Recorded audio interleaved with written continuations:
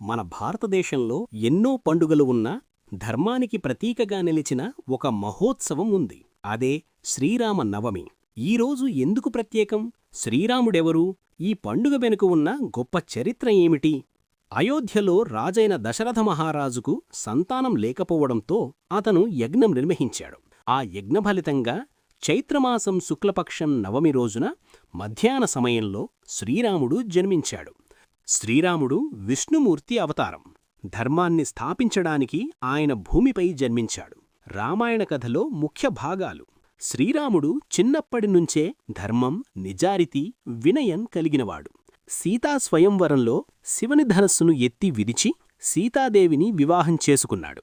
అయితే తండ్రి మాటను గౌరవించి 14 సంవత్సరాలు వనవాసానికి వెళ్ళాడు. అక్కడే రావణుడు సీతమ్మను అపహరించాడు.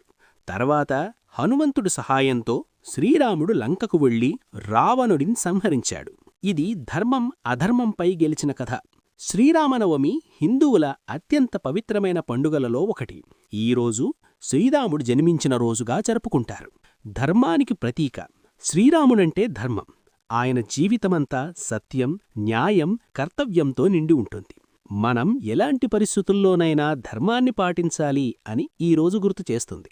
శ్రీరాముడు ఒక ఆదర్శ కుమారుడు, భర్త, రాజు. తండ్రి మాట కోసం రాజ్యాన్ని వదిలి అడవికి వెళ్లడం ఆయన గొప్పతనం. మనం కూడా కుటుంబ విలువలను గౌరవించాలి అని నేర్పుతుంది. సత్యం, నిజాయితీ. శ్రీరాముడు ఎప్పుడూ మాట తప్పలేదు. ఆయన జీవితం మనకు నిజాయితీ ఎంత ముఖ్యమో తెలియచేస్తుంది. చెడుపై మంచి విజయం. రావణుడిపై శ్రీరాముడి విజయం. చెడు మీద మంచి ఎప్పుడూ గెలుస్తుంది అనే సందేశాన్ని ఇస్తుంది. ఆధ్యాత్మిక శుద్ధి. ఈ రోజున ఉపవాసం, పూజలు చేయడం వల్ల మనసుకు శాంతి, పవిత్రత లభిస్తాయి. భక్తి ద్వారా మనం ఆత్మశాంతి పొందవచ్చు. భక్తి, విశ్వాసం. భక్తులు ఈ రోజున రామాయణం చదివి పూజలు చేసి శ్రీరాముడు ఆశీస్సులు పొందుతారు. శ్రీరామనవమి రోజున భక్తులు ఎంతో భక్తి, ఆనందంతో శ్రీరాముణ్ణి ఆరాధిస్తారు. పండుగ రోజున తెల్లవారుజామున లేచి స్నానం చేసి ఇంట్లో దేవుడి వద్ద దీపం వెలిగించి పూజ చేస్తారు. ఇల్లు పవిత్రంగా ఉంచడం ముఖ్యంగా భావిస్తారు. ఈ రోజున భక్తులు రామాయణాన్ని చదవడం లేదా వినడం చేస్తారు. ఇది మనసుకు శాంతినిస్తుంది మరియు భక్తిని పెంచుతుంది. అభిషేకాలు, అర్చనలు, భజనలు జరుగుతాయి. భక్తులు పెద్ద సంఖ్యలో హాజరవుతారు. ఈ రోజు ముఖ్యంగా సీతాదేవి మరియు శ్రీరాముల కళ్యాణం నిర్వహిస్తారు. ఇది దైవిక వివాహంగా భావిస్తారు. దేవుడికి నైవేద్యంగా సమర్పించి తర్వాత భక్తులకు పంచుతారు. చాలామంది ఉపవాసం చేస్తారు.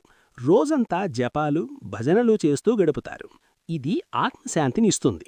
భజనలు, కీర్తనలు, ఊరేగింపులు నిర్వహిస్తారు. గ్రామం లేదా నగరంలో ఉత్సవ వాతావరణం ఉంటుంది. శ్రీరామనవమి పండుగలో పూజలు, రామాయణం చదవడం, సీతారాముల కళ్యాణం, నైవేద్యం, భక్తి కార్యక్రమాలు ఇవి ముఖ్యంగా జరుపుకుంటారు. రామనవమి కేవలం పండుగ కాదు, మన జీవితాన్ని మార్చే ఒక గొప్ప సందేశం. శ్రీరాముడి జీవితం మనకు ఎన్నో విలువలు నేర్పుతుంది. ధర్మం ఎప్పుడూ వదలకూడదు.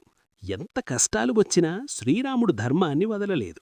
మనం కూడా నిజమైన మార్గంలోనే ఉండాలి. కుటుంబ విలువలు ముఖ్యమైనవి.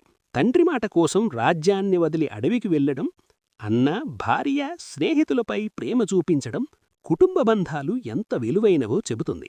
శ్రీరాములు ఎప్పుడూ మాట తప్పలేదు. మనమిచ్చిన మాటలను నిలబెట్టుకోవడం చాలా ముఖ్యం. వనవాసంలో ఎన్నో కష్టాలు వచ్చినా ఆయన ఓర్పుతో ముందుకు సాగాడు. జీవితంలో సహనం ఉంటేనే విజయం సాధ్యం.